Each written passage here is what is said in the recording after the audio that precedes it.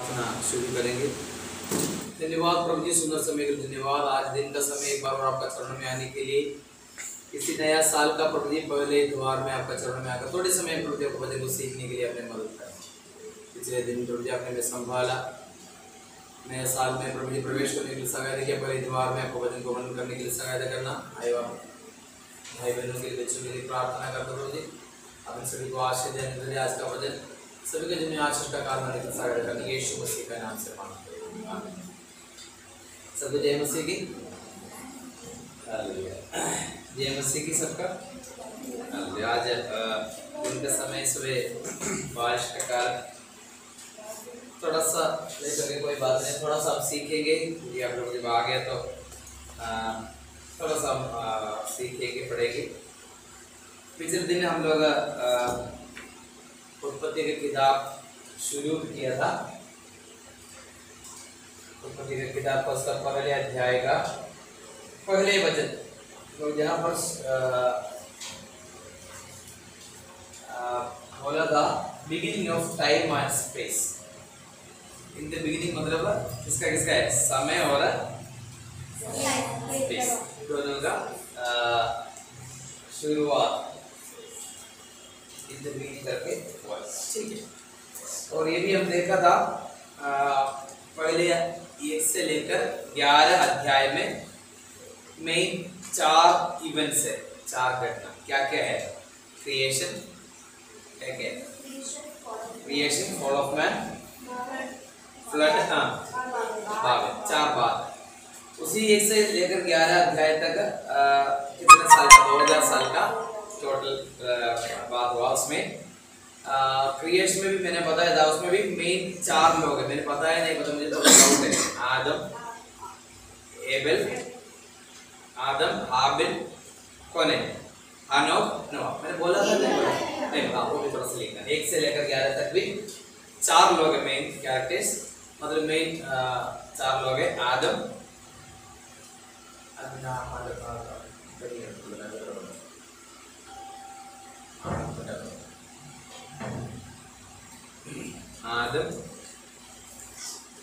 आदम है, एबल है,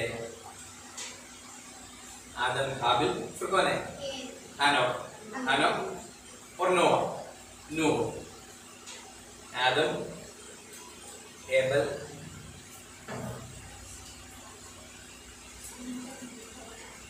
आदम है। इंग्लिश में हाबिल को क्या बोलते हैं, एबल बोलते हैं। उसके बाद हनोक तो एनोक बोलते हैं। हनोक लास्ट में नूह।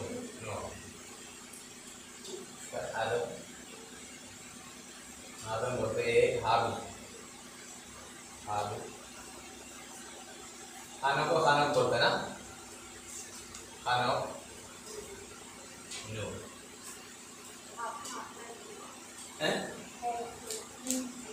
क्या नहीं बेटा, ये नहीं है, हाबिल नहीं, हनोक। अच्छा हनोक था पक्का, हनोक। इसमें एनोश, एनोक। इसमें भी एक्चुअली एक बात हमें देखना है, जो शुरुआत से दो एक पेयर होते हैं। आदम के साथ कौन है पेयर, आदम का जोड़ी कौन था, ईव, ठीक है, इंग्लिश में ईव बोलते हैं। एबल का साथ कौन है, काइन। हानो का साथ, हानो का भाई बहनों था, भाई बहनों मतलब जो है उनका साथ चलने वाला उसका।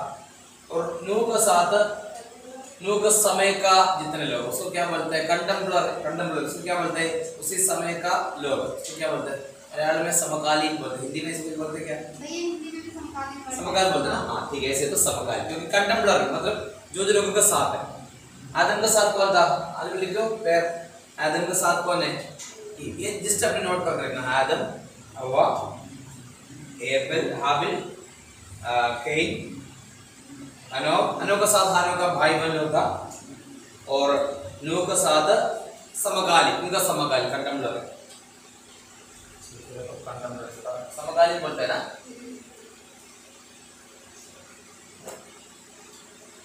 समकालीन, समकालीन।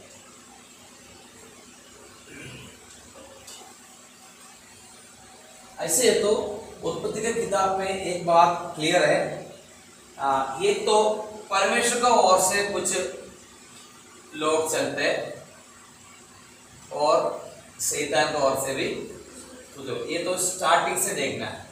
अभी तो आदम हो तो आदम, ईव, एबल, कैन, हनोक और अपने भाई बहन लोग नूह और बाकी समकालीन लोग, सब लोग मतलब दो, एक तो परमेश्वर की ओर से, एक तो दूसरे है शैतान की ओर से। एक रास्ता हम देख सकते हैं। जो 12 से लेकर जो मैंने बताया था, कौन कौन था? अब्राहम का साथ कौन है? फिर लूत, पिछले हफ्ते बताया था, अब्राहम, लूत, इसहाक, इस्माइल, याकूब, एसाव, यूसुफ से भाई। ऐसे तो एक वचन आप पढ़ना, पहले यूहन्ना 3 का 9 और 10। पहले यूहन्ना 3 का 9 और 10। पहले यूहन्ना 3 का 9 और 10।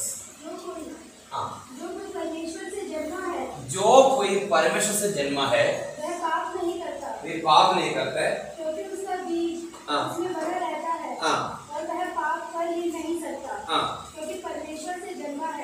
परमेश्वर से जन्मा है।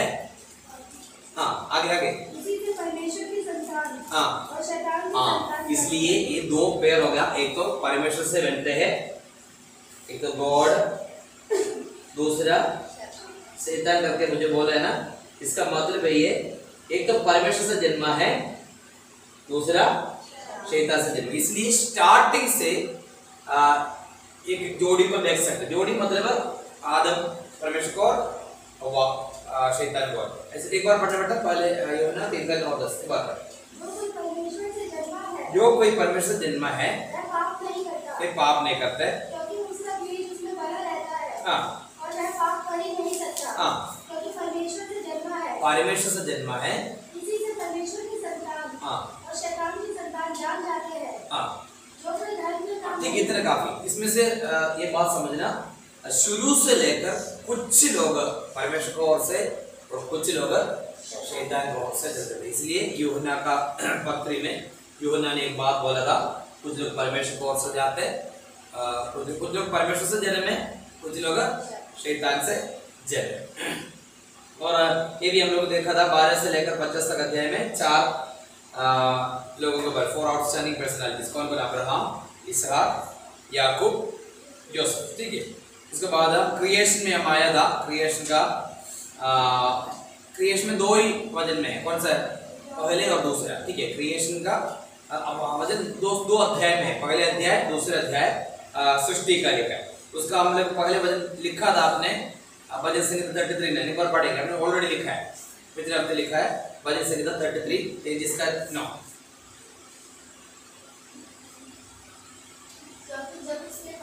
क्योंकि जब उसने कहा तब हो गया। ये हमें विश्वास करना, उसने कहा तब हो गया। ये बात तो हमें विश्वास करके हमें आगे बढ़ना। बाकी पहले अध्याय का पहले वचन हम देखा था, आदि में परमेश्वर ने आकाश और सृष्टि को रचना की। ठीक है। ये मैंने एक बार बताया था, डिवाइन डिक्लेरेशन ऑफ ट्रूथ, एक सच्चाई का declaration, divine declaration of truth, एक सच्चाई का क्या बोलते हैं, ऐलान है ये बात। ठीक है। ये हमें विश्वास करना, तभी हम आगे बढ़ेंगे। हालेलुया। और जब हम लोग बताया था पिछले हफ्ते, हम लोग इधर स्टॉप किया था, क्योंकि बिगिनिंग का मतलब है beginning of time and space, time and space. मगर ये टाइम एंड स्पेस इटर्निटी में नहीं, इटर्निटी का मतलब है टाइमलेस। इटर्निटी में टाइम और स्पेस नहीं हो। पढ़ेंगे एक बार, वचन पढ़ेंगे, प्रकाश वाक्य 10:6, रेवलेशन 10:6, प्रकाश वाक्य 10:6, रेवलेशन 10वें अध्याय से पढ़ेंगे। और जो युगानुयुग जीवता है, और जो युगानुयुग जीवता है, और जिसने स्वर्ग को और जो कुछ उसमें है और पृथ्वी को और जो कुछ उस पर है और समुद्र को और जो कुछ शपथ खाकर कहा, हाँ। अब तो और देर न हो गई। अब तो और देर न हो गई। हाँ, इंग्लिश में थोड़ा सा पढ़ेंगे 10:6। And swore by him who lives forever and ever, हाँ। who created the heaven हाँ। and the things in it, हाँ। and the earth and the things in it, हाँ। and the sea and the things in it, हाँ। that there will be delayed no longer. There will be Delayed no longer. delay. There will be Delay. ये हाँ, दूसरे एक वर्ष में लिखा है there shall be no more time करके एक वर्ष में से there shall be no more time.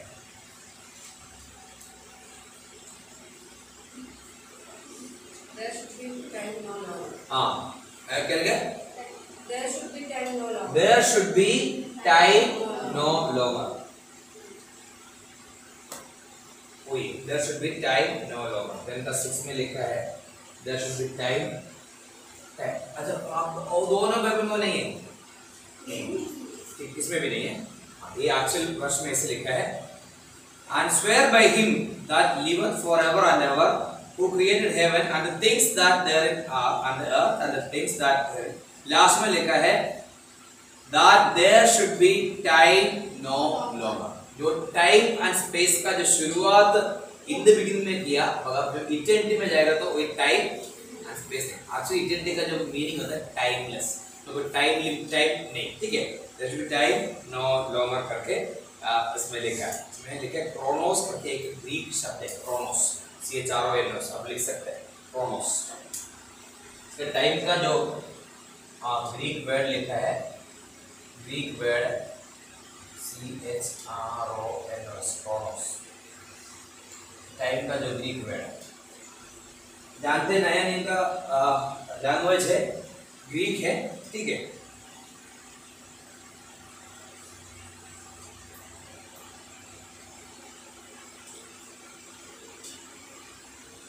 इस बारे में थोड़ा सा बात में देखेंगे।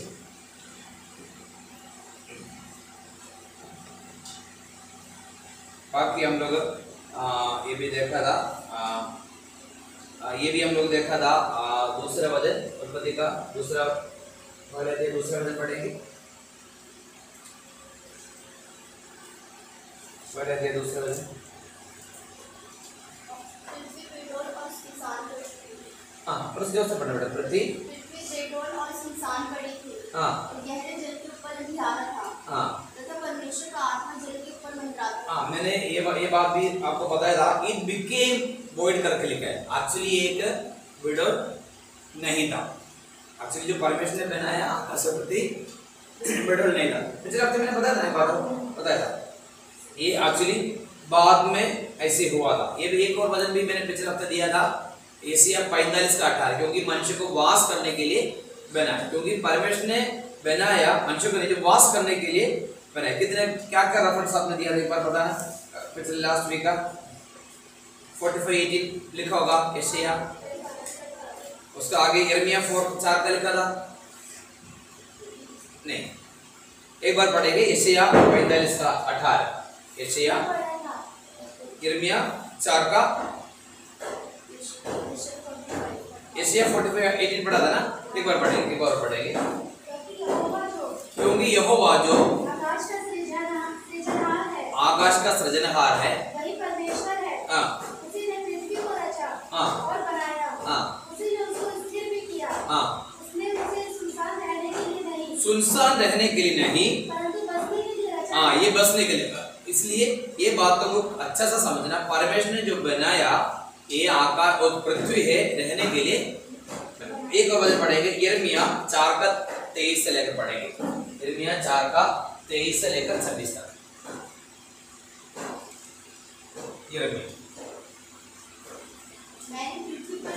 मैंने पृथ्वी पर देखा वह सूर्य और सुनसान पड़ी थी। हाँ। और आकाश को हाँ। और उसमें कोई ज्योति ना थी। हाँ। मैंने पहाड़ों को देखा। हाँ, उस समय पर क्या क्या था अभी एक बार देखना बेटा। मैंने पहाड़ों को देखा। नहीं, उससे 23 से पढ़ा है। मैंने पृथ्वी पर देखा वह सूर्य और सुनसान पड़ी। हाँ, देखो ये पहले सुनसान नहीं था, मगर परमेश्वर देख लिया और यिर्मयाह भविष्यद्वक्ता देख लिया, क्या देखा? ये सुनसान पड़ी, मतलब बाद में सुनसान हुआ। आगे और आकाश को और उसमें कोई ज्योति नहीं थी। उसको ज्योति नहीं था, मतलब पहले जो किया था उसमें ज्योति नहीं था। हाँ, मैंने पहाड़ों को देखा, उस समय पर क्या भी था, पहाड़ भी था। हाँ वे हिल रहे थे। हाँ और सब पहाड़ियों को हाँ कि वे डोल रही थी। हाँ। फिर मैंने क्या देखा फिर मैंने क्या देखा, कि कोई मनुष्य भी ना था, कोई मनुष्य भी ना था। ना था। हाँ, और सब पक्षी भी उड़ गए थे। सब पक्षी भी उड़ गए थे। फिर मैं क्या देखता हूँ हाँ, कि 26 तक पढ़ना। कि यहोवा के प्रताप हाँ। और उस भड़के हुए प्रकोप के कारण हाँ। उपजाऊ देश जंगल हाँ। और उसके सारे नगर खंडन हो गए थे। हाँ, समझ में आ गया। ऑलरेडी परमेश्वर ने बनाया हुआ इसमें आकाश, पृथ्वी, पहाड़, ये सब कुछ। फिर क्या हो गया था, यहूदा यहूदा का छठी, यहूदा में एक ही अध्याय है, उसका छठी वचन पढ़ेंगे। फिर जिन स्वर्गदूतों ने अपने पद को स्थिर न रखा, अपने पद को स्थिर न रखा, पद को स्थिर न रखा, वरन अपने निज निवास को छोड़ दिया, अपने निज निवास को छोड़ दिया, उसने उनको भी हाँ। उस भीषण दिन के न्याय के लिए एक बात समझ में आ गया, उधर स्वर्गदूत था मगर वो स्वर्गदूत को वहीं पे देखा, छोड़ना पड़े। एक बार पढ़ेंगे। हाँ। फिर जिन स्वर्गदूतों ने फिर जिन स्वर्गदूतों ने अपने पद को स्थिर न रखा, अपने पद को स्थिर न रखा, पद को स्थिर न रखा, वरन अपने निज निवास को छोड़ दिया, अपना अपना निज निवास था वो छोड़ दिया। बाकी कहाँ जाए गया, ये सब कुछ हम धीरे धीरे समझे। इतना बात हमें समझना, क्योंकि परमेश्वर ने जो बनाया ये पृथ्वी, आकाश और पृथ्वी पहले, उसका अंदर कौन था, स्वर्गदूतों का वास करने, वो जगह छोड़ दिया। जो छोड़कर कहाँ गया, छोड़ने का कारण क्या था, वो हम धीरे धीरे हम सीखे, ठीक है। और परमेश्वर ने क्या कर दिया, उसी आकाश को, उसी पृथ्वी को क्या कर दिया परमेश्वर ने एक बार मॉडिफाई करके, जो पृथ्वी है आदम के लिए, हव्वा के लिए रिन्यू किया। समझ में आ गया। एक्चुअली वो फर्स्ट इन द बिगिनिंग, मतलब वो बिगिनिंग सबसे शुरुआत का बिगिनिंग नहीं था।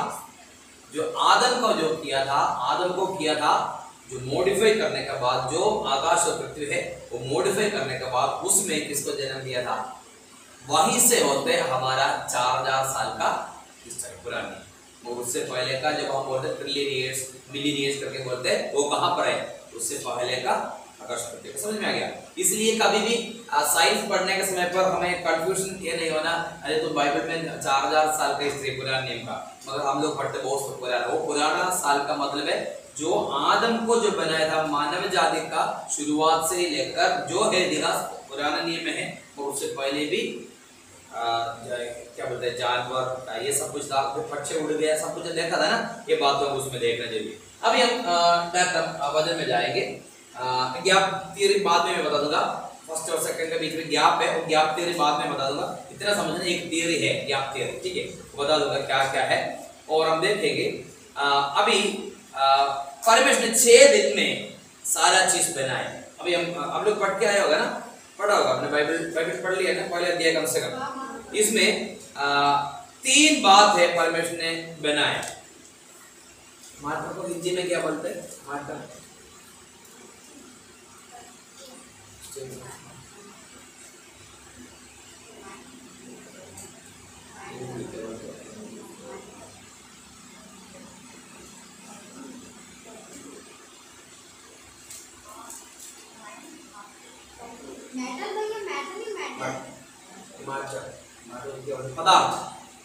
पदार्थ, ठीक है। परमेश्वर ने 6 दिन में सब कुछ परमेश्वर ने बनाया। कितने दिन लगाया था, 6 दिन। 6 दिन में सब कुछ, आप पढ़ेगा तो आपको पता चलेगा इसमें क्या क्या चीज परमेश्वर बनाया, सब कुछ। इसमें मेनली परमेश्वर 3 बात बनाया, मैटर, लाइफ, ह्यूमन बीइंग्स। इसमें आप देख सकते हैं पदार्थ,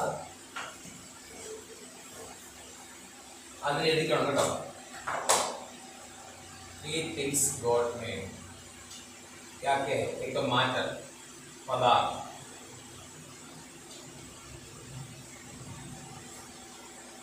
एक बार होता है ना, तो ऐसे होगा पदार्थ, पदार्थ नहीं ऐसे। दूसरा लाइफ,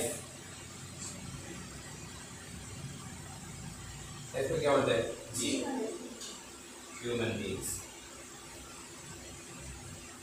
ठीक है, परमेश्वर बनाया मैटर, लाइफ, ह्यूमन बीइंग्स। इसमें 3 में देखेगा तो आप पढ़ना, तीसरे वचन पढ़ेंगे, 3 से लेकर पढ़ना। जब हाँ उजियाला हो उजियाला हो तो उजियाला हो गया। हाँ और परमेश्वर ने उजियाले को देखा हाँ कि अच्छा है। हाँ और परमेश्वर ने उजियाले को अंधियारे से अलग किया। हाँ और परमेश्वर ने उजियाले को दिन हाँ और अंधियारे को रात कहा। हाँ तथा सांझ हुई हाँ। फिर भोर हुआ। हाँ। इस प्रकार पहला दिन हो गया। हाँ फिर परमेश्वर ने कहा हाँ। जल के बीच एक ऐसा अंतर हो हाँ। कि जल दो भाग हो जाए। हाँ तब परमेश्वर ने एक अंतर बनाकर हाँ। उसके नीचे के जल हाँ। और उसके ऊपर के जल को अलग अलग किया। देखो ये सब कुछ जल कर दिया, ये सब कुछ कौन है? पदार्थ है, ठीक है, पदार्थ आ गया। नेक्स्ट अब जाएगा तो जानवर को अगर बनाया उसको क्या बोलते हैं? लाइफ, जीव, ठीक है, लाइफ बनाया, लाइफ। तीसरा है ह्यूमन बींग्स, मनुष्य। इतने 6 दिन के अंदर परमेश्वर 3 चीज बनाया, क्या क्या है? Matter, life, humans. 1 2 3, ठीक है, 3 चीज बनाया, मैटर, लाइफ, ह्यूमन बींग। आगे आप पढ़ना, ठीक है, हम तो जो जो एक एक वजन में गहराई में नहीं जाएंगे, डाउट है तो। मगर इसमें से आप ये पहले अध्याय अगर आप अच्छा सा पढ़ लिया तो आप पहले दूसरे अध्याय अगर पढ़ लिया तो इसमें 3 चीजों को परमेश्वर ब्लेस किए, 3 ब्लेसिंग्स। पहले क्रिएशन में कितना अध्याय है? क्रिएशन में 2, पहले अध्याय दूसरे अध्याय, इसमें परमेश्वर ने 3 चीजों को ब्लेस किया, 3 ब्लेसिंग्स। ये तो ब्लेस द 3, परमेश्वर ने 3 चीजों को ब्लेस किया। आप जानते हैं किसको किसको ब्लेस किया? आकाश में उड़ने वाले पक्षियों को, हाँ अच्छा पढ़ लिया आपने। ह्यूमंस को हाँ और जानवर। अच्छा अच्छा सब पढ़ के आए, वेरी गुड। एक तो पढ़ेंगे वर्स 22, 20वीं बात में पढ़ेंगे वर्स 22, पहले अध्याय का, ठीक है, ये पहले अध्याय लिखो, पहले अध्याय 22 पढ़ेंगे। फिर परमेश्वर ने कहा हाँ जल जीवित प्राणियों से बहुत ऊपर जाए हाँ और पक्षी पृथ्वी के ऊपर हाँ। आकाश के अंतर में उड़े। हाँ इसलिए परमेश्वर ने जाति जाति के बड़े जल जंतुओं की हाँ और उन सब जीवित प्राणियों की भी सृष्टि की हाँ। जो चलते फिरते हैं, हाँ जिनसे जल बहुत ही बढ़ गया। हाँ। और एक एक जाति के उड़ने वाले पक्षी की भी सृष्टि की। हाँ और परमेश्वर ने देखा कि अच्छा है। हाँ। और परमेश्वर ने ये कहकर उनको आशीष दी। हाँ, किसको आशीष दे दिया परमेश्वर ने? पक्षियों को, बर्ड्स, पक्षियों को परमेश्वर आशीष दे। 28 पढ़ेंगे। और परमेश्वर ने मैंने पढ़ा हाथ में नहीं पढ़ा। और परमेश्वर ने उनको आशीष दी। हाँ। और उनसे कहा फूलो फलो। हाँ, किसको आशीष दे दिया? ह्यूमंस, मनुष्यों को। किसको किसको आशीष दे दिया? मनुष्यों को, पक्षियों को आशीष दे दिया, मनुष्यों को आशीष दे दिया, और किसको आशीष दे दिया? जानते हैं? दूसरा अध्याय तीसरे में पढ़ेंगे, दूसरे अध्याय तीसरा आज मैंने तो पढ़ा। और परमेश्वर ने 7वें दिन हाँ आशीष दी। हाँ, किसको दिन है? 7th डे, 7वें दिन को 3 चीजों को परमेश्वर आशीष दे दिया। एक तो पक्षियों को, दूसरा मनुष्यों को, तीसरा 7वें दिन। इसका कारण मैं आपको बता दूं, ठीक है? इसका कारण क्या होगा, कुछ आइडिया? भैया वो बर्ड्स यिर्मयाह में उड़ गए थे ना, इसलिए उनको आशीष दी होगी हाँ शायद। हाँ, और बता दो, और अच्छा, पृथ्वी के सब जानवरों पर अधिकार रखने के लिए इसलिए उनको आशीष दी। पक्षियों को, 3 चीजों को, पक्षियों को आशीष दे दिया, मनुष्य को आशीष दे दिया, और 7वें दिन को भी आशीष दे। 3 चीजों को आशीष दे दिया। किस लिए आशीष दे दिया? क्या कारण होगा? इसका एक कारण है, ठीक है, मैं अभी बता दूं।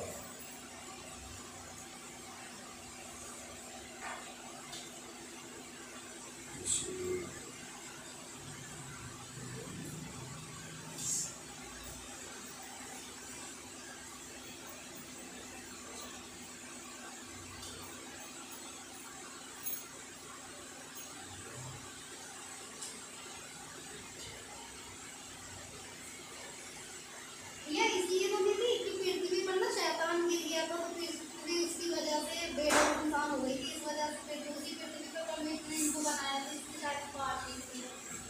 क्या क्या होगा, मैं बताओ, आगे बताओ। किस लिए परमेश्वर ने पक्षियों को, मनुष्य को 7वें दिन को आश्रम दे दिया होगा, क्या होगा कार्य? थोड़ा बहुत तो सही है। अब उसके इसके बात बोलने के लिए एक और बात मुझे आपको बताना जरूरी होता है। एक और बात बताने के बाद मैं आपको क्लियर करूंगा। मनुष्य को परमेश्वर ने किस लिए बनाया, क्लियरली लिखा है पहले अध्याय 26 और 27। ये थोड़ा सा अच्छा सा पढ़ना। पहले अध्याय 26 और 27।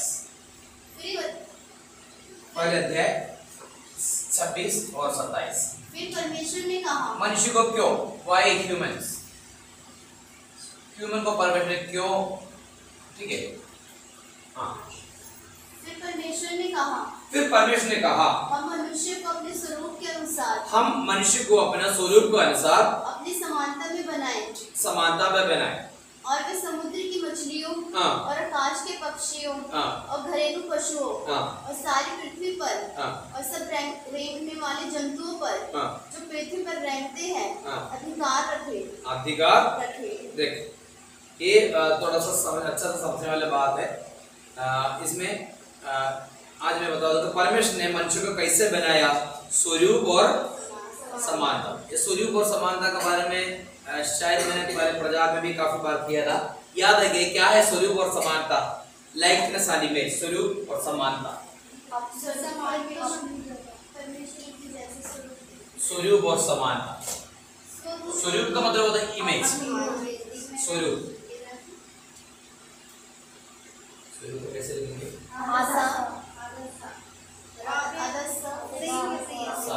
स्वरूप, स्वरूप, स्वरूप को क्या मतलब? इमेज।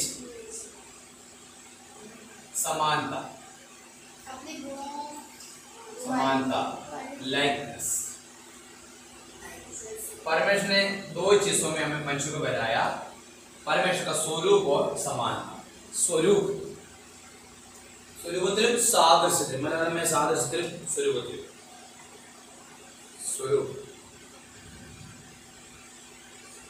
सादृश्य क्या है इसका? स्वरूप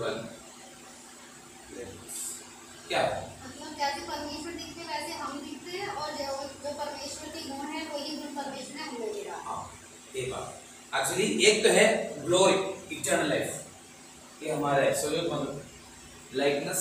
दो ही बातों को हमें अच्छा समझना। एक तो परमेश्वर का स्वरूप है, परमेश्वर का स्वरूप एक तो इमेज आ गया, एक लाइकनेस स्वरूप हो गया, एक समानता आ गया।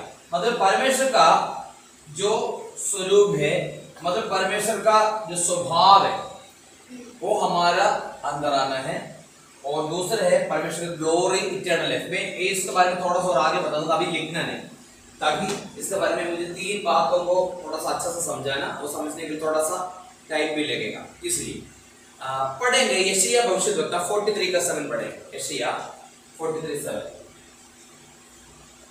यशायाह 43 का 7, यशायाह 43 7 पढ़ेंगे। हर एक को जो मेरा कहलाता है, हाँ, जिसको मैंने अपनी महिमा के लिए सृजा, जिसको मैंने रचा और बनाया है, रचा बनाया। क्या क्या बात बोला है? सृजा, रचा बनाया। पढ़े इंग्लिश में क्या लिखा है? 43 7।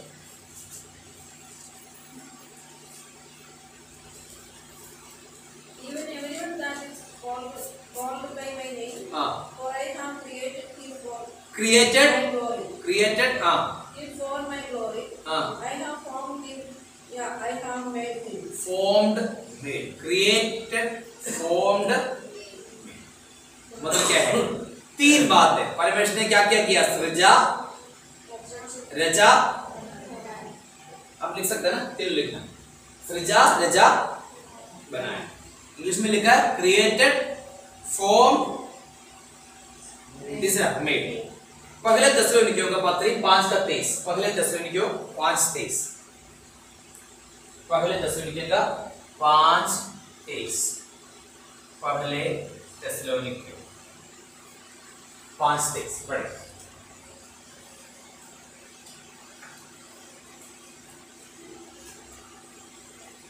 शांति का परमेश्वर, हाँ, मैंने आपने लिखा देखो सीधे के पढ़ा। शांति का परमेश्वर, शांति का परमेश्वर आप ही तुम्हें पूरी रीति से पवित्र करे, हाँ, और तुम्हारी आत्मा आत्मा और प्राण प्राण और देह देह, आत्मा प्राण देह।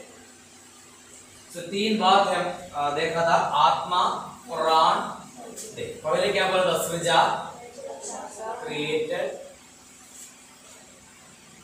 Formed, made. मैं क्या क्या लिखा था? सृजा, सृजा, रचा, बना।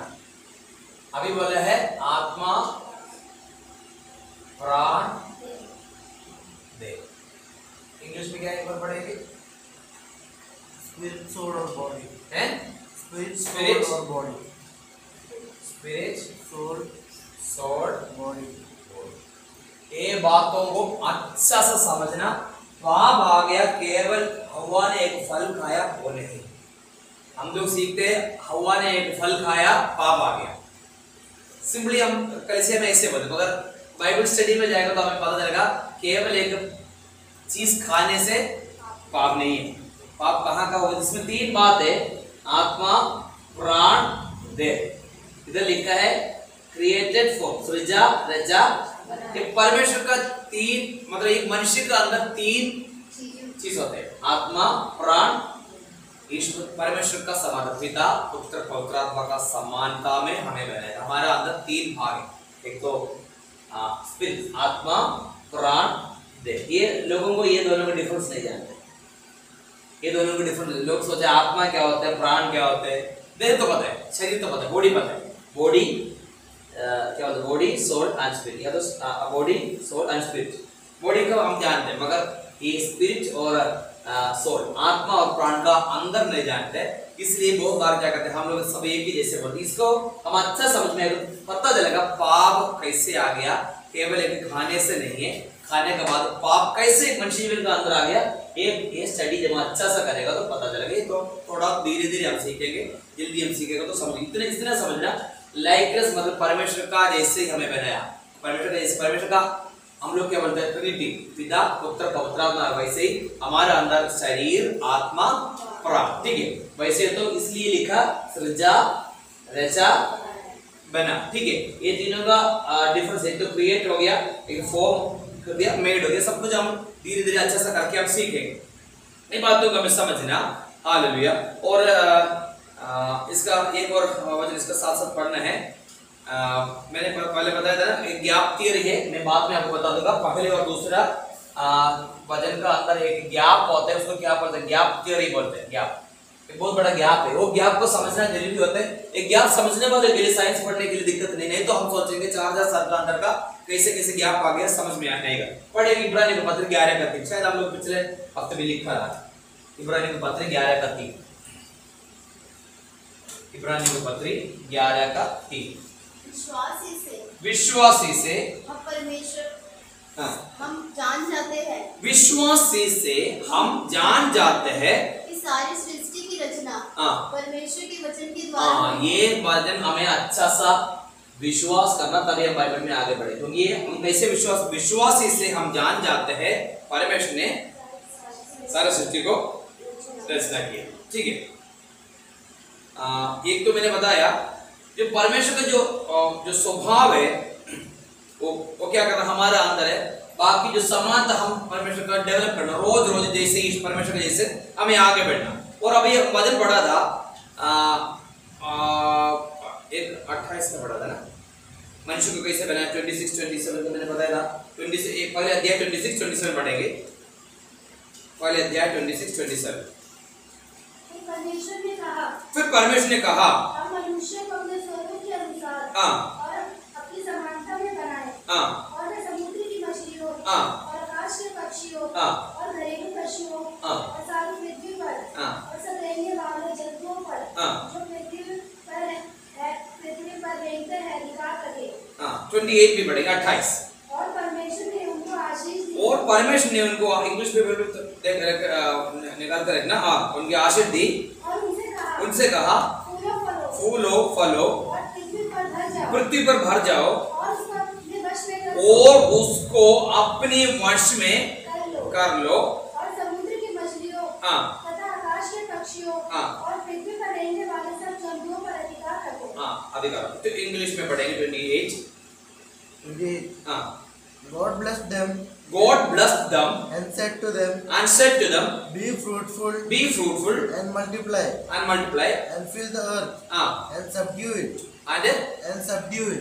it and rule over the fish of the sea and subdue it। इसमें एक शब्द है subdue, जिसमें हिंदी में क्या किया, वंश में।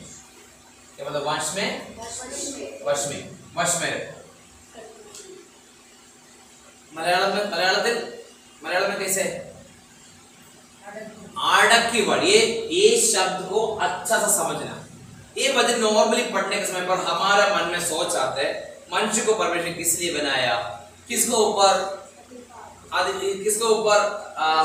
वश करने के लिए? जानवर को, पृथ्वी का। मगर आपको पता है, जब तक पाप नहीं आते थे तब तक जानवर किसी को हानि नहीं करते। जानवर किसको हानि नहीं करता। जानवर किसको हानि नहीं करेगा तो उसको ऊपर अधिकार का जरूरत है। अगर सांप हमें काटने के लिए आएगा तभी डंडा लेकर मारने के लिए जाएगा। जब सांप हमारे काटने वाले नहीं है तो डंडा का जरूरत है। जब तक पाप नहीं किया तब तक ये जानवर मनुष्य को कभी हानि नहीं किया। फिर क्या, किस चीजों में अड़के हुआ है, किस चीजों को वश में रखना, किस चीजों को वश में रखना? इफिसियों का पत्र दूसरे अध्याय पहले, इफिसियों का पत्री दूसरे अध्याय पहले और इफिसियों का पत्र दूसरे अध्याय। उसने तुम्हें भी जिलाया हाँ, जो अपने अपराधों और पापों के कारण मरे हुए थे। हमने एक बार पढ़ना। उसने तुम्हें भी जिलाया जो अपने अपराधों और पापों के कारण मरे हुए थे। हाँ, जिनमें तुम पहले इस संसार की नीति पर हाँ, और आकाश के अधिकार के हाकिम हाँ, अर्थात उस आत्मा के अनुसार चलते थे। पहले किसका अधिकार अनुसार चलते थे? आकाश का अधिकार और हाकिम का अधिकार चलते थे। आगे हाँ, जो अब भी आज्ञा न मानने वालों में कार्य करता है। हाँ, इनमें हम भी सब के सब हाँ, पहले अपने शरीर की लालसाओं में दिन बिताते थे। पहले और दूसरे वचन पढ़ लिया, 1 और 2 पढ़ लिया। ये एक्चुअली मलयालम में अचड़का, अभी बोले ना अडक्की, सबड्यू का मीनिंग अगर देखेगा तो इंग्लिश में मैं बता दूंगा। इसका जो इसको वश करना, ये शब्द का ओरिजिनल अर्थ है, डिक्शनरी में देखेगा तो पाप को अपना अधीन में। एक्चुअली ये नहीं है, जानवर को अधीन देखने के लिए नहीं परमेश्वर मनुष्य को बनाया। समझ में आ गया? क्लियर हो गया? क्योंकि जानवर जब परमेश्वर ने बोलने के समय पर जानवर मनुष्य को कभी हानि नहीं की, इसलिए ये जानवर को और जंतुओं को ऊपर अधिकार परमेश्वर दे दिया, मगर उनको क्या मतलब रूल करने के लिए बनाए। मगर किसको क्या मतलब सबड्यू, मतलब जिसको वश करने के लिए बोला, वो पाप को अपने वश करने के लिए परमेश्वर ने बोला था। इसी वजन क्लियरली समझना, क्योंकि हम नॉर्मली पढ़ने के समय हमारा मन में सोच जाता है मनुष्य को परमेश्वर ने बनाया होता है जितना जानवर, मगर नहीं, क्योंकि वो जानवर कोई मनुष्य को कोई हानि नहीं किया। ठीक है, एक और वजह इसके साथ पढ़ेगा तो आपको पता चलेगा एक क्लियर, क्योंकि ये पाप को शब्दों का मैं आपको बता दूंगा। अचड़क जैसे बोलते हैं ना, मलयालम में अचड़क बोलते हैं, मतलब डिसिप्लिन करके जो शब्द बोलते हैं, वो उसका मलयालम शब्द का जो डिक्शनरी में देखे जाएगा तो पाप को अपना अधीन में रखना करके एक शब्द मीनिंग आता है। वैसे तो ये जो उसको वश करना का मतलब है, ये जानवर को, क्योंकि जानवर को वश रखने की कोई जरूरत नहीं था, क्योंकि कोई भी जानवर अभी इत्यादि में भी ऐसे है। इत्यादि में कैसे होगा, जानवर मनुष्य को हानि करेगा नहीं है। उस समय पर लिखा है बच्चे लोग क्या करेंगे, शाम का उसमें हाथ डालेंगे और बच्चे लोग और लैंड का बच्चे आपस में खेलेंगे। ये पाप से पहले भी वैसे था और अनंत जीवन में भी ऐसे होगा। बीच में जो मनुष्य का पाप होने के बाद ये जानवर और क्या कर दिया, मनुष्य के बीच में जो काटना पीटने सब कुछ शुरुआत किया, उसको बाद की बात है। इसलिए ये बात तो वो अच्छा समझना, जिसको वश रखने के लिए बोला जानवर को नहीं, बल्कि किसको है, पाप को। ये पाप को वश रखने के लिए पढ़ेंगे। इफिसियों का पत्र दूसरे अध्याय 10वीं पद। फिर हम कौन है? दूसरे अध्याय 10, इफिसियों का पत्री दूसरे अध्याय 10। हम कौन है करके इधर लिखा है, क्योंकि हम उसके बनाए हुए हैं। क्योंकि हम उसके बनाए हुए और मसीह यीशु में और मसीह यीशु में उन भले कामों के लिए सजे गए उन भले कामों के लिए सजे गए जिन्हें परमेश्वर ने पहले से हमारे करने के लिए तैयार किया। ये क्या किया था? हम कौन है? उसके बने हुए, पढ़ेंगे उसके बने हुए, उसके बनाए हुए हैं। और मसीह यीशु में उन भले कामों के लिए सजे गए, भले कामों के लिए हमें सजे गए। इसलिए ये बातों को हमें समझना, परमेश्वर ने मनुष्य को बनाया जानवर का ऊपर, जानवर को अपना अधिकार में रखने के लिए, हमको रूल करना, राज करना, मगर जिसको क्या बोलते हैं वश में रखना बोला, और किसको वश में रखने के लिए बोला? आप भजन संहिता 119 का 73, भजन संहिता 119 तो 73 पढ़ेंगे साथ। भजन संहिता 119 तेरे हाथों से मैं बनाया और रचा गया हूँ। मैं बनाया और रचा गया हूँ। मुझे समझ दे कि मैं तेरी आज्ञाओं को सीखूं। ठीक है। अब अगले एक और वचन भी हम इसका साथ साथ पढ़ेंगे। आयुब का 10 का 8 और 9। आयुब 10 का 8 और 9। आयुब का इंग्लिश में बोलते हैं जॉब। आयुब 10 का 8 और 9 पढ़े। तूने अपने हाथों में मुझे ठीक रचा है और तूने अपने हाथों से मुझे ठीक रचा है और जोड़कर बनाया है। जोड़कर बनाया है तो भी मुझे नष्ट किए डालता है। स्मरण कर कि तूने मुझको बुनी हुई मिट्टी के समान बनाया और क्या तू मुझे फिर धूल में मिलाएगा। ठीक है, इसमें 3 बात लिखा है। ऐसे तो सिंबल बोलेगा तो उसका एक कंक्लूजन है 139 का 40। सिंबल बोलेगा तो हमारा कंक्लूजन 139 भजन संहिता उसका 139 का 14 पढ़ेगा तो यही हमारा कंक्लूजन है। क्रिएशन का कंक्लूजन यही होता है 139 14 पढ़ेंगे। मैं तेरा धन्यवाद करूंगा इसलिए कि मैं भयानक और अद्भुत परमेश्वर हमें कैसे बनाया?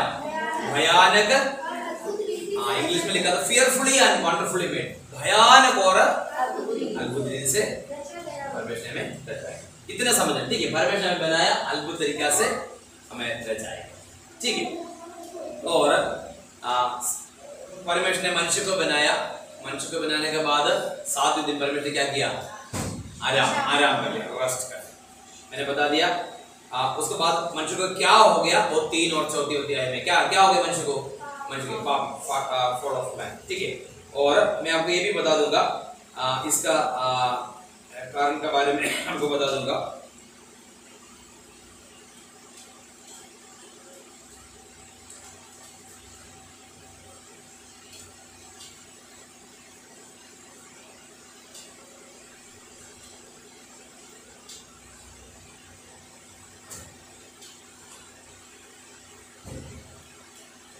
अभी इतना बोल दिया तो अभी आप जो पहले मैंने बोला था उसका सवाल पर शायद आप उत्तर दे सकते हैं। क्यों परमेश्वर ने मनुष्य को और पक्षियों को और 7वें दिन को क्यों आशीष दे दिया होगा?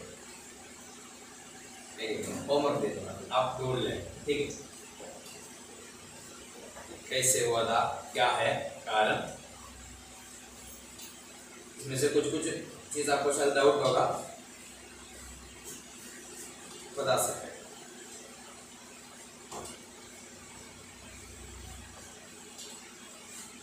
कुछ चीज से डाउट है तो पूछना आज का क्लास में, चलो पिछले दिन का क्लास में कोई डाउट है तो आप पूछ सकते। समाप्त करेंगे 10 बजे। कोई डाउट है तो पूछ।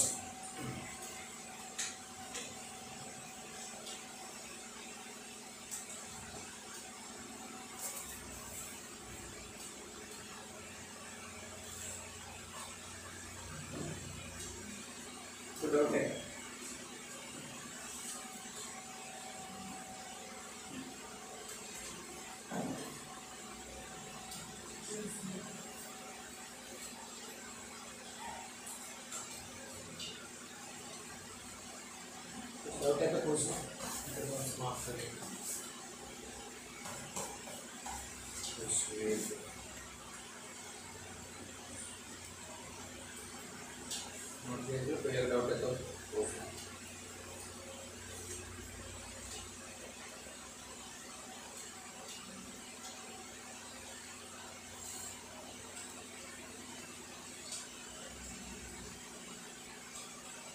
सृष्टि का मुकुट है मनुष्य, crown of creation human beings. मनुष्य को परमेश्वर ने सृष्टि का मुकुट होकर बनाया, ठीक है, crown of creation human beings. इतना समझना। 7वें दिन परमेश्वर ने आराम कर लिया, रेस्ट। उसके बाद क्या हुआ था, तीसरे और चौथे अध्याय में मनुष्य का गिरावट है, वो हम नेक्स्ट क्लास में सीखेंगे। मनुष्य गिरने का कारण क्या था,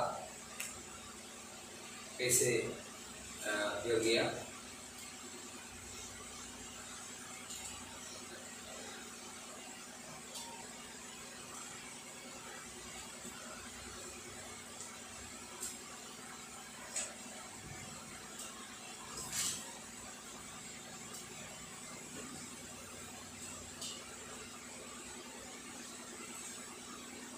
इस बात को थोड़ा सा प्रूव नहीं मैं आपको बता दूंगा, क्योंकि शैतान का अधिकार कहाँ पर होता है, आकाश मंडल में, और पक्षियाँ चलते कहाँ पर है, इसलिए उसको स्पेशल आशीष का जरूरत है।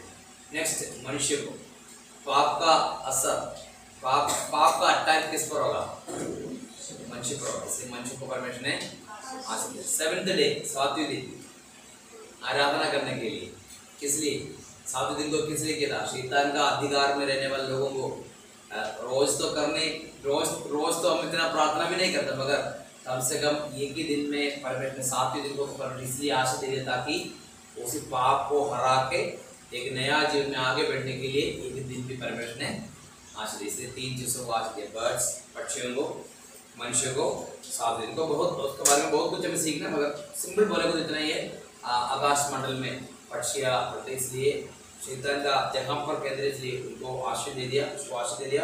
मनुष्य को आशीष इसलिए दे दिया क्योंकि पाप का असर, मैंने बोल दिया, पाप को वश में करने के लिए हम बाइबल नॉर्मली पढ़ने वाले संडे स्कूल में हम सिखाते हैं जानवर को ऊपर, हमें जानवर को ऊपर क्या करने हैं, वश, मगर एक्चुअली जानवर को ऊपर वश करने का जरूरत नहीं था, क्योंकि उस समय जानवर कोई मनुष्य को हानि नहीं करते थे। नेक्स्ट, 7वें दिन इसलिए आराधना करने पर रेस्ट कर लिया। 7वें दिन में आशीष इसलिए किया ताकि लोग, मतलब हमें भी, मनुष्य को ऊपर जो भी कुछ पाप का भी हम खुद जानते हैं, जितना भी हम दुनिया में चलने के बाद भी एक दिन प्रार्थना में आने के बाद हमें शुद्ध करने के लिए, पाप से मुक्त करने के लिए भी, और डिसीजन के साथ आगे बढ़ने के लिए मौका देते हैं, इसलिए 7वें दिन को भी परमेश्वर ने आशीष। इतना ही इसका सिंपल बात बोलेगा। तो अभी आप कुछ डाउट है तो पूछना, तो समाप्त है।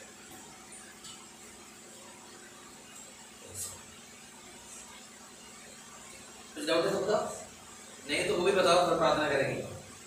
कोई डाउट है तो पूछना। हाँ,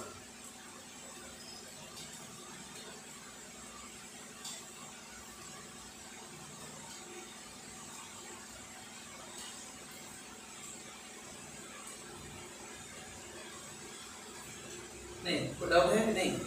भैया एक चीज बोलो। हाँ, आपने बोला पक्षियों को परमेश्वर ने आशीष दिया, हाँ, तो वो ठीक है, मनुष्यों को भी आशीष दिया, तो पक्षियों को परमेश्वर ने आशीष दिया, फिर पुराने नियम में उसको बलि करते थे पक्षियों को। नहीं वो कॉन्टेक्स्ट नहीं बेटा। अच्छा, और सिर्फ कॉन्टेक्स्ट नहीं, परमेश्वर ने ब्लेस किया 3 चीजों। अच्छा, ओके। 6 दिन में परमेश्वर बनाया, मतलब बनाया हुआ चीजों में 3 चीजों को परमेश्वर ब्लेस किया। बाद में मनुष्य उसको बलि चढ़ाने के लिए यहूदियों को दिया, वो बात अलग है। अभी जो ब्लेस किया, बाकी किसी को ब्लेस किया करके आशीष दिया करके नहीं देखा। सूर्य को बनाया आशीष दिया करके नहीं लिखा, चंद्र को बनाया या तो उजाला हो जाए, उजाले पास मतलब आशीष दिया, 3 चीजों को ब्लेसिंग किया। वो 3 ब्लेसिंग्स उनको देने का कारण नहीं था, मगर बाद में पक्षियों को बलि चढ़ाने के लिए वो दूसरे कॉन्टेक्स्ट है। वो मैं जो परमेश्वर को जो व्यवस्था विवरण में आने के बाद बता दूंगा क्यों परमेश्वर ने ये दे दिया, उसके लिए भी कुछ कारण, उसके लिए कारण, ठीक है। क्योंकि आशीष, इसमें से सिंपल बात मैं बता दूंगा, जो कुछ चीज ब्लेस्ड होते हैं उससे हम बलि दे सकते हैं, शुद्ध है, दे सकते हैं। ठीक है। उसका कारण और भी कुछ कारण है, और तो व्यवस्था विवरण में आने के समय पर बता दूंगा। कोई डाउट है तो पूछना, कोई डाउट नहीं। एक डाउट, हाँ कुछ डाउट। जैसे हम आज से 2020-21 को मान रहे हैं, हाँ, इसका शुरुआत हम कहाँ से काउंटिंग करें कुछ? अभी तो 2021 का जो शुरुआत करेगा तो ईसा काल में AD 1 से हम शुरू करेंगे। उत्पत्ति से हम नहीं, उत्पत्ति से नहीं। उत्पत्ति का मतलब वो तो 4000 साल का पुराना नियम से हो गया। 4000 साल पुराना नियम का हो गया, मतलब आदम से लेकर मलाकी तक ऑलमोस्ट हिस्ट्री 4000 साल का हो गया। वो तो बीसी में आ गया, बिफोर क्राइस्ट, बीसी ईसा पूर्व है। और यीशु मसीह का जन्म से फिर हम साल को अभी का जो साल गिनते हैं वो तो एडी बोलते हैं, अन्नो डोमिनी। इसका मतलब एडी का जो फुल फॉर्म होता है अन्नो डोमिनी। हम लोग बोलते हैं AD and BC, AD BC. BC का मतलब एक्चुअली होता है before Christ, before Christ, Yeshu Masih का क्राइस्ट मसीह पहले, इसको बोलते हैं अन्नो डोमिनी। अन्नो डोमिनी का मतलब होता है in the era of Christ, मतलब ईसा काल, in the era of Christ. ये दोनों क्राइस्ट आते, इसमें भी क्राइस्ट आता है, इसमें भी। मगर आजकल पता है, आजकल दुनिया एडी और बीसी को थोड़ा चेंज करने के लिए चाहता है, पता है क्या है? इसमें ई भी जानबूझकर ऐड करता है। बिल्कुल पता है ये ई जानबूझकर ऐड करके, क्योंकि ये एक इरा करके एक बिफोर कॉमन इरा बोलते हैं, बिफोर कॉमन एरा करके बोलते हैं। ये अभी का जो नया एक डेवलपमेंट है, इसमें समझना एक्चुअली यीशु मसीह को इतिहास में से हटाने के लिए बहुत बड़ा स्ट्रैटेजी होता है बीसीई, बिफोर कॉमन एरा करके बोलते हैं। मगर हम लोग क्या बोलते हैं? एडी एंड बीसी सीखेंगे, बिफोर क्राइस्ट, ईसा पूर्व और ईसा का। अभी क्या बोलते हैं? Before common era. कौन सा कॉमन एरा है? कॉमन कौन सा था? यीशु मसीह को जानबूझ के वजह से। इसलिए ये बातों को समझना, हिस्टोरियंस को पैसा देके यीशु मसीह के नाम को मिटाने के लिए काफी सारा कोशिश हो रहा है, मगर हम जानते हैं चाहे कोई भी कोशिश करेगा तो नहीं थे, क्योंकि यीशु मसीह का जो यीशु मसीह के बारे में जो होता है एक हर चीजों में प्रूफ है, मतलब इसका हमारे पास एविडेंस होता है। यीशु मसीह का जन्म है, यीशु मसीह का सब सारे बातों के बारे में क्लियर एविडेंस है। इसलिए बिफोर कॉमन एरा करके हिस्टोरियंस आजकल सिखाता कि क्राइस्ट का नाम, मसीह का नाम उधर से हटाने के लिए। ये बातों को हमें जानना चाहिए, क्योंकि अभी स्कूल में बच्चे लोग पढ़ेगा तो आप लोग सोचेंगे पास्टर जी ने बोल दिया बिफोर क्राइस्ट में, हम लोग बिफोर कॉमन एरा करके आगे कौन सा होता है?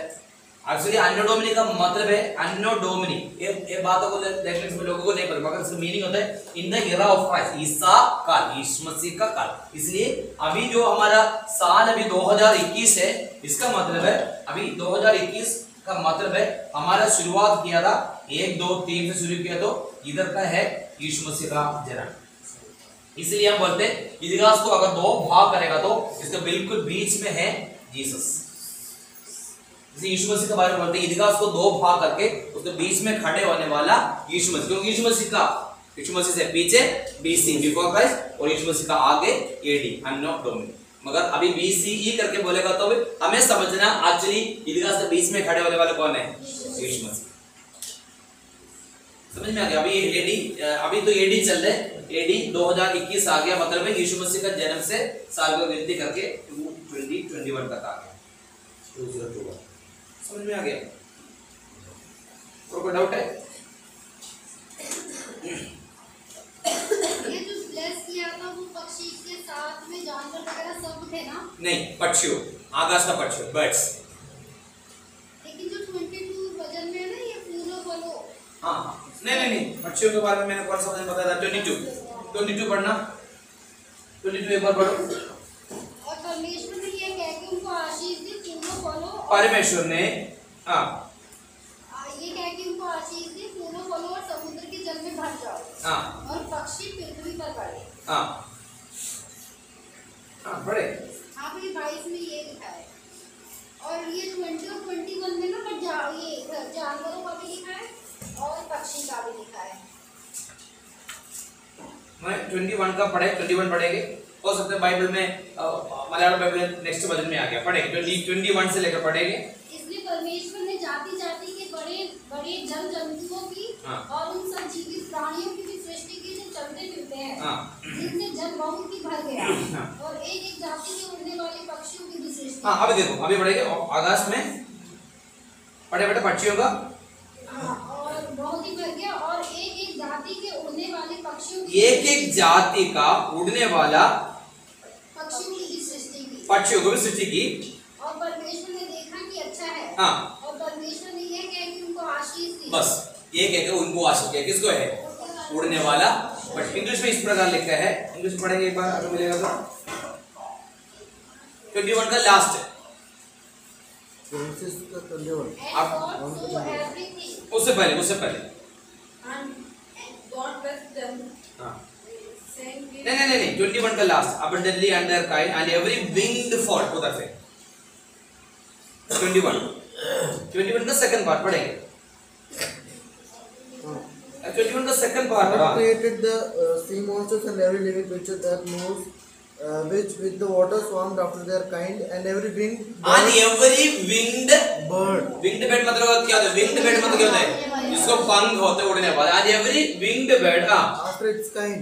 after his kind. And God saw that it was good. And God saw that it was good. परमेश्वर ने देख लिया हो अच्छा. और नेक्स्ट वर्ड में लिखा God blessed them.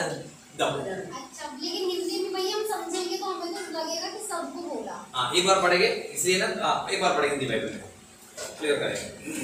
फिर परमेश्वर ने कहा हाँ. 21 से पढ़ते. हाँ. इसलिए परमेश्वर ने जाति जाति के बड़े बड़े जल जंतुओं की जिन लोगों की हाँ और उन सब जीवित प्राणियों की भी सृष्टि की हाँ जो चलते फिरते हैं हाँ जिनसे जल बहुत ही भर गया. हाँ और उसके बाद एक कोमा है.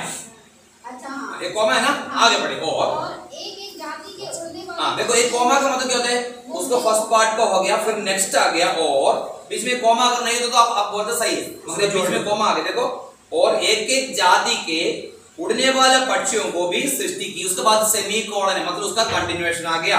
और परमेश्वर ने देखा कि अच्छा और परमेश्वर ने ये कह के उनको आशीष दी. उसके बाद देखा है कोमा फूलों फूले नेक्स्ट है देखा नहीं इसमें. इसलिए बाइबल में कोमा में बहुत इंपॉर्टेंस होता है. इसलिए पढ़ने के समय पर या तो कोमा हो या तो फुल कोलन हो सेमी कोलन हो ये बहुत इंपॉर्टेंट होता है. हम पढ़ने के समय पर अगर ये कोमा का हटा के हम पढ़ते जाएगा तो सुनने वाले लगेगा रे कोई इसको आशीष दे दिया. समझ में आ गया. तो 21 पढ़ेगा तो इस प्रकार पढ़ने. इसलिए परमेश्वर ने जाति जाति के बड़े बड़े जल जंतुओं की और उन सब जीवित प्राणियों की भी सृष्टि की जो चलते फिरते हैं जिनमें जल बहुत ही भर गया कोमा. और एक एक जाति के उड़ने वाले पक्षियों की भी सृष्टि की फुल कोलन. और परमेश्वर ने देखा कि अच्छा है फुल स्टॉप. उसके बाद और परमेश्वर ने ये कह के उनको आशीष दी. किसको है? उड़ने वाला सभी को नहीं ठीक है. ये हम इस तरीके से पढ़ेगा तो हमें क्लियर पता चलेगा. इसलिए पक्षियों को आशीष दे दिया मनुष्यों को आशीष दे दिया 7वें दिन को आशीष दे क्योंकि 7वें दिन ऐसे मैंने बोल दिया जिसको अपने वश में रखा अधीन में रखना वो किसको है? पाप का कंट्रोल करने वाले शैतान को अधीन करने के लिए मतलब उससे एक्स्ट्रा सभी हम जानते हैं किसी को अगर ज्यादा प्रॉब्लम है तो क्या करनी ज्यादा हेल्प मिलता है. वैसे है तो जिसको पाप का मतलब मेन सेंटर है उसी जगह पर चलने वाला पक्षियों को नेक्स्ट पाप का असर मनुष्य पर आता है इसलिए मनुष्यों को और मनुष्यों को पाप से मुक्त करने के लिए एक दिन को भी परमेश्वर ने ब्लेस किया. इसलिए 3 चीजों को ब्लेस किया. डाउट है तो पूछना. कैसे क्लियर हो गया होगा आपका इससे. ठीक है कोई डाउट है क्या? समझ में बिल्कुल. ठीक है फिर हम प्रार्थना करके समाप्त करेंगे. प्रार्थना कौन करेंगे? प्रार्थना करेंगे सविता. प्रार्थना